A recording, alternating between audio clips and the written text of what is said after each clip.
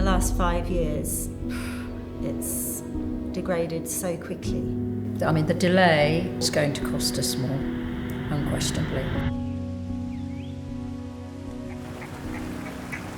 So I grew up in Herefordshire and spent a lot of time as a kid swimming in the Wye, and I remember back then you could open your eyes underwater and just see all the fish, all the plants, everything. When we first moved into our current house 5.5 years ago, it was still possible to swim in the river. It didn't feel like a dangerous thing to do. There was a lot of life. There were lots of birds. There were a couple of pairs of nesting swans. It was still a kind of quite lively, vibrant river.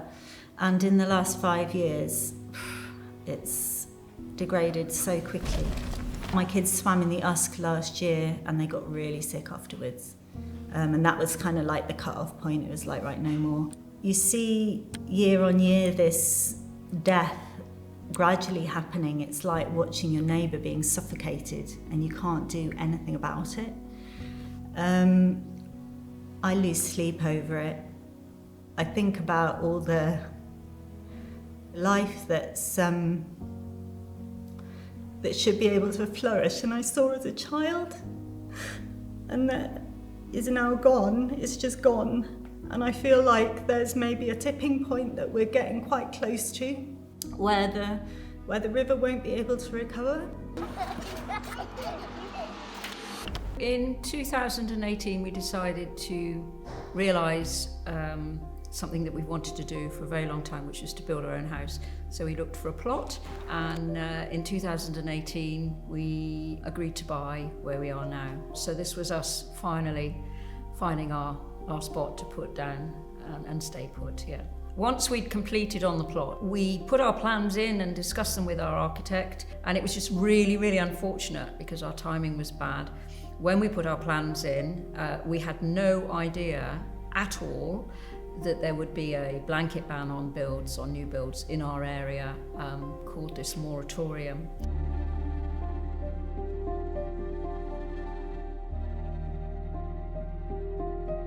Normal length of time for a plan to be passed and a decision to be made is about 8 weeks.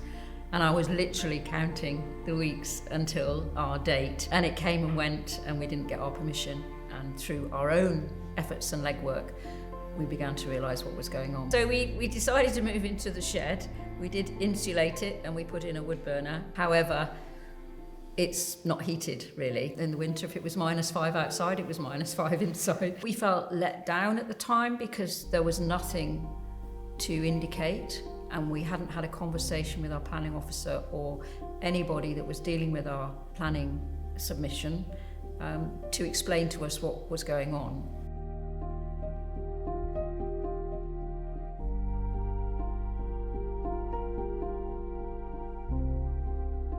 So you think the process is going to be, well, we'll buy the plot, we'll put the plans in, we'll build the house, let's say 2.5 years, and we're now into 2026.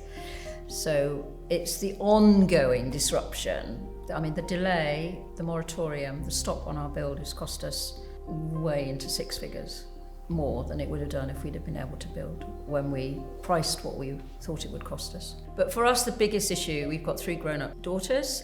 2 of them live and work abroad. So when they come home, whoever they're coming home with, and there is nowhere for them. So it would be nice to be able to, be under one roof. So that's the biggest impact for us.